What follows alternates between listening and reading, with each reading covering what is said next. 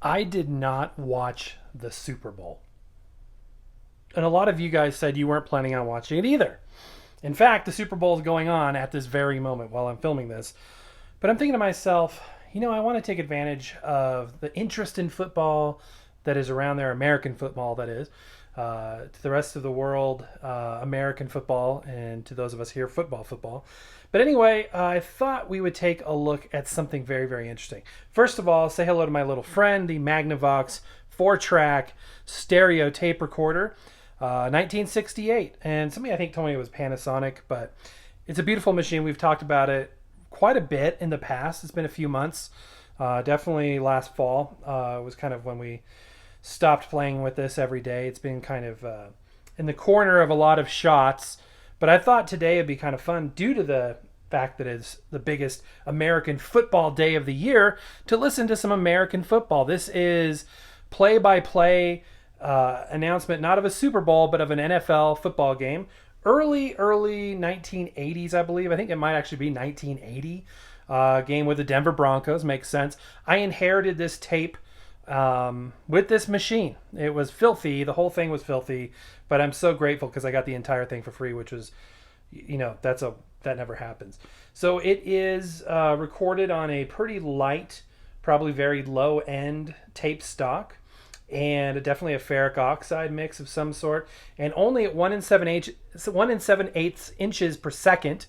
So you are going to be hearing the lowest resolution possible. But for this type of thing, for spoken word, it does just perfect. This is actually the same tape speed as a compact cassette. So without further ado, I thought we'd just listen to some football. So here we go. The Bengals 49-yard line, where the Broncos have it third down and a lot of yards to go. Third down coming up for the Broncos. They only have to get it to the 26 from the 49. Robinson hands the ball to Preston, starts left. He's across the 50, slips, and is down at the Bengal 48. So running for only a yard or so on the play. And already we'll have something to talk to the coaches about after the game as to whether or not something's happening in that line, or whether the officials are making a point early in the season, as frequently they will, where they'll call something very, very close. LeClaire made the tackle after a 1-yard gain. And here is a rookie free agent candidate, Steve Gort, 6'2", 202 from Nevada, Las Vegas. He had a shot last year as a punter with the Vikings, and he's pushed Luke Prestridge a little bit. 2 men back for the Bengals. They snap back, and Gortz kicks it high. Fair catch signal, and the ball goes inside the 5, hits around the 2, goes to the end zone, and it is ruled a touchback. The Broncos could not get to it until it had crossed the goal line, as the Bengals wanted no part of it. It hit inside the 5, but the Broncos could not ground it there, and it is a touchback. It will go as a 48-yard punt for Gortz, and the Bengals will get it from the 20-yard line. Glenn Hyde really tried to get there, and he did get a hand on it, but couldn't get it back out into the field of play. No score. 12:54 to go. The Broncos doing nothing because of those 2 holding penalties here in the first quarter. Isaac Curtis coming wide to the right. Bengals line up in an I formation that includes Ross. He starts in motion, and Anderson under pressure trying to scramble away will be sacked. Inside the 15. Barney Chavis was there along with Don Latimer. And that is the 2 of the guys up in the front right now. Latimer starting now at nose tackle. For those of you who might have not been following the training camp reports very closely, Reuben Carter's out on an end. It's Chavis and Carter at the ends, and Don Latimer, who was the number 1 draft choice, is in there at the nose tackle. And Latimer was through there with Chavis to get Anderson. I hope they can get a bit better pass rush out of that. Alton Alexis comes in to replace Archie Griffin. Goes in motion, stops as a wingback left, starts in motion from there to the right. And Anderson on second down, chased by Chavis, who's got him and sacks him at the 6. Now, both of those sacks, Bob, have come from the front 3. This is one of the things that this team is really working on, to get to the passer more than they did a year ago. And here we've had 2 sacks. Chavis is in on 2 of them. That one was by himself. Everybody agrees that Anthony Munoz of Southern California should be a great one. He is starting at left tackle, and he is a mountain. But like most rookies, even big ones, he has a little something to learn, and I know the Broncos, Larry, will be showing him some stunts that he may not have seen before. Now the Bengals from the 6. It is 3rd down, 24. Anderson on the handoff to Griffin, and he's out near the 15-yard line. Bob Swenson makes the tackle there. They just ran Archie Griffin into the middle and picked up some yardage. So if it's McAnally who's punting, he'll have a little room to work with. Tom Jackson also there. Broncos very quickly now getting Cleotis Montgomery back, and it is McAnally to punt from the goal line. He led the league 2 years ago. Montgomery stands at his 43. Broncos have liked him in camp. Now want to see him in a preseason game, and he'll get good field position here. McAnally sending the punt to the far side. Montgomery at his 47, 50, 45 to the 42-yard line. And the Broncos get the ball back again and get it in Bengal territory with the 11:01 to play in a scoreless first quarter. Timeout. We'll be back in a minute on the Denver Bronco Network.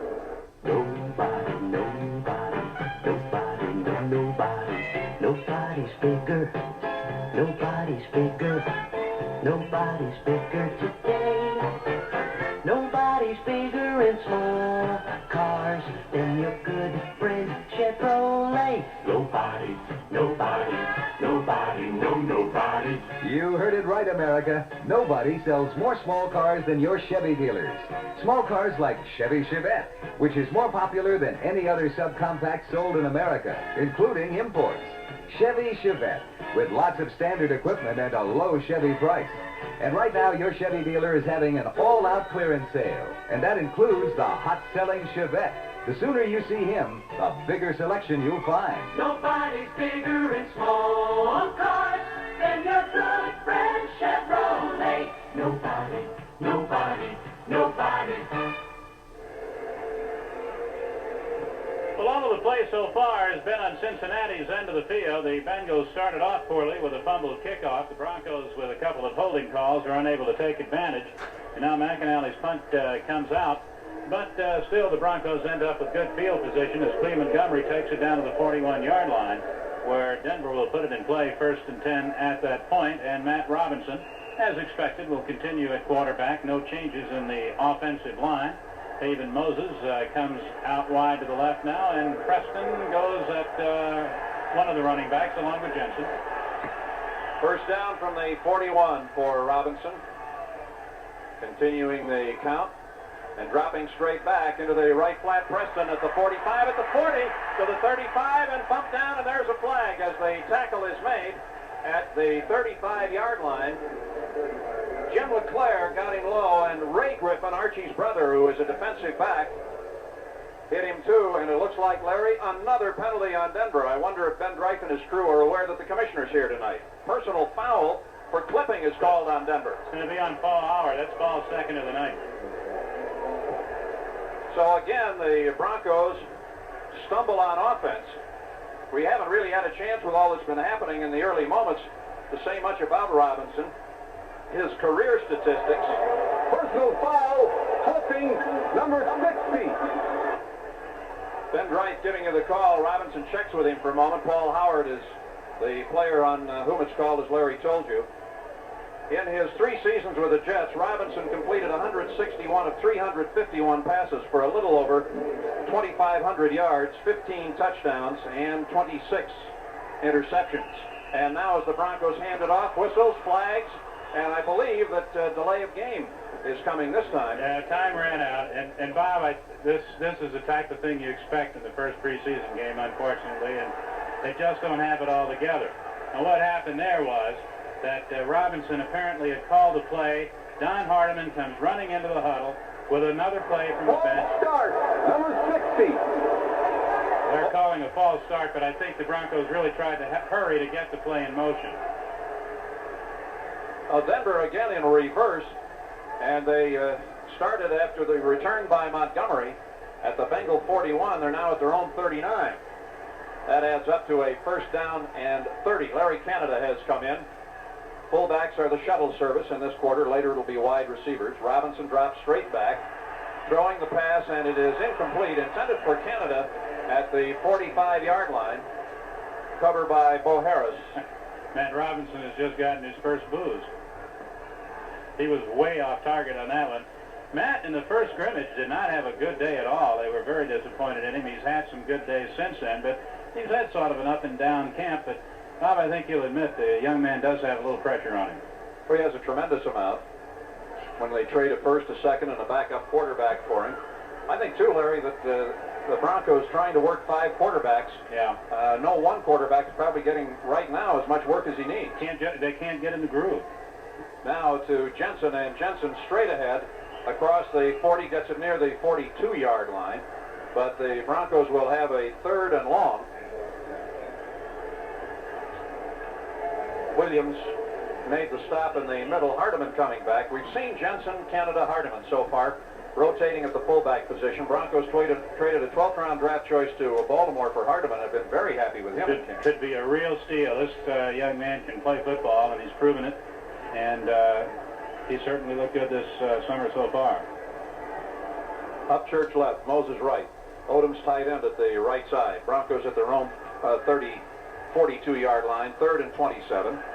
Robinson straight back, steps aside, being chased, throws it on the run. It's caught by Preston at the 45, driven out of bounds, far side, as he curled back to the 44-yard line with Bo Harris running him out. And the Bengals got some good pressure on Robinson from Wilson Whitley, but Robinson, with Whitley grabbing one arm, was able to throw with the other. Now, that's a situation where today you still kind of expect the quick whistle to blow. But in this case, Robinson got the ball off first. And again, Gortz to punt. 4th down, roughly 25 from their own 44 for the Broncos.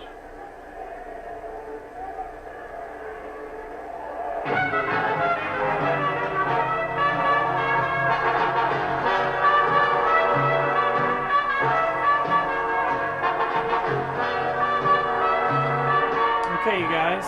So apparently that's all the football we had on this tape, or at least this section. I feel like this tape was used for a lot of different stuff. So, yeah, there's all kinds of speeds, all kinds of content. The rest of the game may be on there. I honestly haven't had time to go through. It's a lot of tape at 1 7/8 inches per second. But anyway, that is super cool. Is that not super cool? Somebody date this exactly. I'm going to say 79, 80, 81 maybe. What we know is it's the Bengals versus Broncos, first preseason game of that year. So, and even got a retro Chevrolet commercial in there as well. So super cool stuff, you guys. And another excuse to listen to the beautiful Magnavox 4-track tape deck. I love this thing. By the way, if you joined us for the live the other night, thank you. And we talked about this machine a little bit. Somebody apparently had joined us fairly recently and had asked if we had done any tape decks, reel to reel. We've done quite a bit. We've got 3 different tape decks, this being the best one. And I told the story about how filthy this thing was. And yeah, it was, it still smells like cigarette smoke when you turn it on. It really does. And I've done everything I can think of. Literally, you probably have to take it apart component by component and like sterilize everything. But it's tolerable, and when it's not on, you don't really smell it. But it's just a great machine. Great machine. Anyway, I hope you guys enjoyed this today on this Super Bowl Sunday. Again, the game is probably wrapping up right about now. And, you know, I've been watching Survivor. Or no, what were we watching? We were actually watching The Amazing Race. We're trying to make up lost seasons. You know, I remember that show being on when the kids were younger. And all of a sudden, you know, the kids are growing up. I'm like, wait a minute, let's go back and watch that. So we're at about 2007, 2008 at this point, working our way through. So let me know down in the comments below what you thought of this. I will try to see if there's more of this on this tape. Somebody had told me when we first reviewed this machine, I had mentioned this tape. They're like, don't erase this historic. And I agree with that. I don't intend on erasing over it, at least not until I've backed it up, archived it, and made it available for everybody. But anyway, I hope you enjoyed this. Give me a thumbs up, share it out, subscribe if you haven't done so already. But that's going to do it for now, guys. Happy record hunting. We will see you tomorrow.